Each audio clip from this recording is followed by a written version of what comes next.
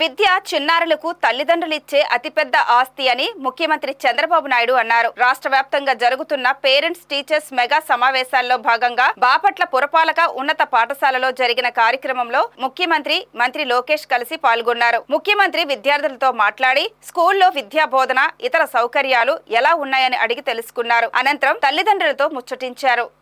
ఈ సందర్భంగా ముఖ్యమంత్రి మాట్లాడుతూ చిన్నారుల విద్య పట్ల తల్లిదండ్రులు శ్రద్ధ వహించాలన్నారు. పిల్లల భవిష్యత్తు బాగుండాలంటే చదువు ఎంతో ముఖ్యమని, వారి విద్యలో మరింత మెరుగ్గా రాణించేలా చూసుకోవాలని అన్నారు. బాగా చదువుకున్న విద్యార్థులే భవిష్యత్తులో ఉన్నత స్థితికి చేరుకుంటారని, తల్లిదండ్రులను బాగా చూసుకుంటారని వివరించారు.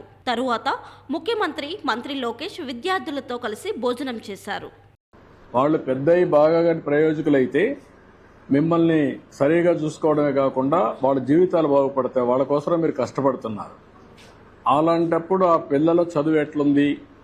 చదువు అనేది పెద్ద ఆస్తి.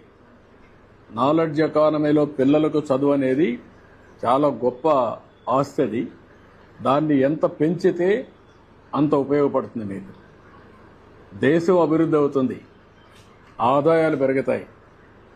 ఆ ఆదాయం పెరిగిన ఆదాయం మీ కుటుంబానికి రావాలంటే, మీ పిల్లలకు రావాలంటే చదువు చాలా ముఖ్యం. అందుకనే ఈరోజు లోకేష్ గారి ఆధ్వర్యంలో ఫస్ట్ టైం దేశంలోనే మెగా పెద్ద ఎత్తున తల్లిదండ్రుల సమావేశం పెట్టాడు. కనీసం మీలో ఒక ఆలోచన విధానాన్ని మార్పు తీసుకురావడానికి, మీ పిల్లల్ని పెంచి పోషించడమే కాకుండా వాళ్ళ మీద ఖర్చు పెట్టడమే కాకుండా ప్రయోజకులు చేయడం మీ బాధ్యత.